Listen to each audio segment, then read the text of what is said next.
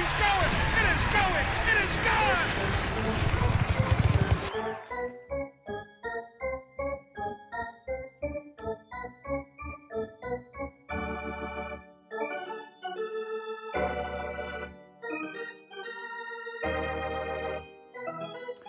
Hey guys, I'm here to give you this week's predictions.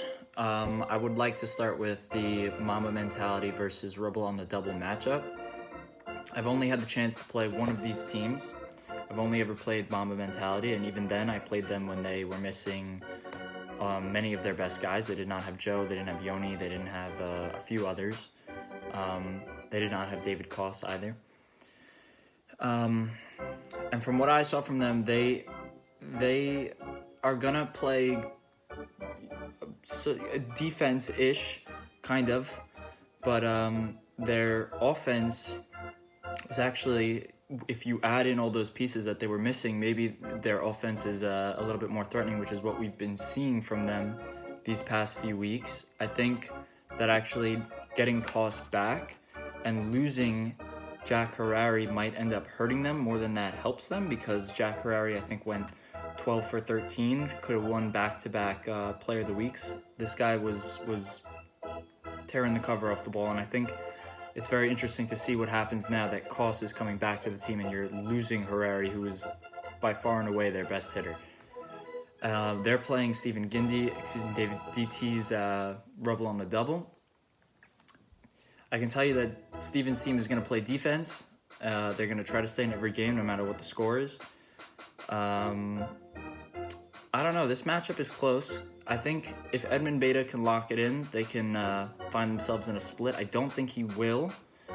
I think that this is going to be a sweep for Mamba Mentality. I think Mamba Mentality is going to sweep Stephen Gindy's team. I don't see how they're going to keep up here. The next matchup is Ballbusters versus Lethal Weapon. I have had the chance to play both of these teams.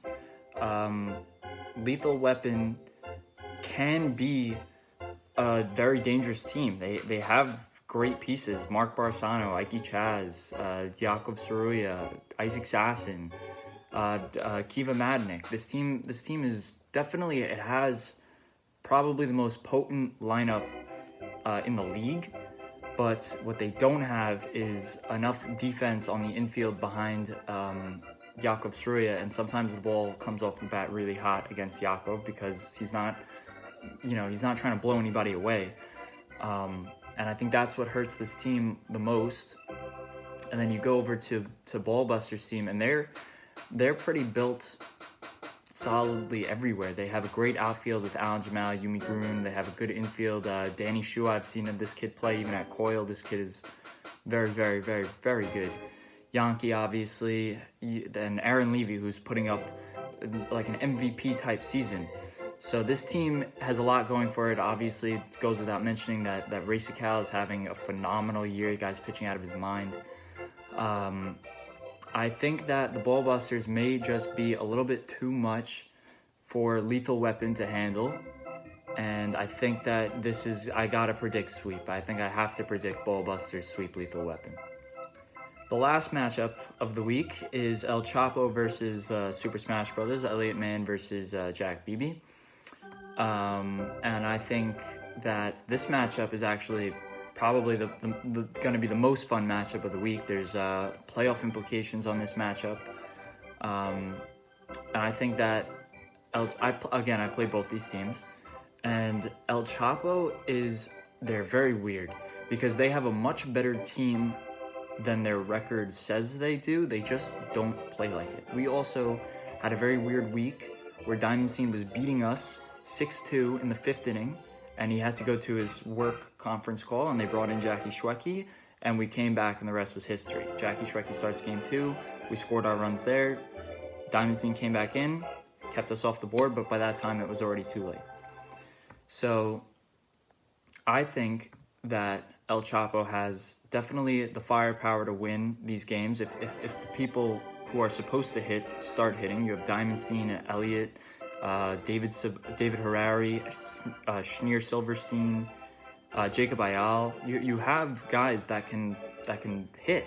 So if these guys finally decide to wake up versus Jackie Schwecki, who has some pieces behind him as well. He has Mickey Epstein, Ralph Shammas playing phenomenal, Joey Batesh, Jack Beebe, Joey Dweck. You know, he's at Solly Esses. This kid is pretty good.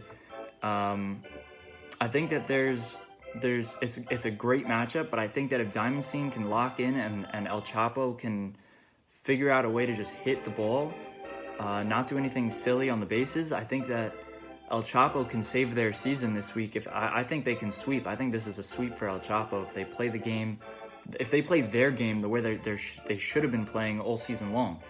And my one piece of advice to El Chapo is do something about that outfield. That outfield needs to be fixed. You fix that outfield, this is a sweep.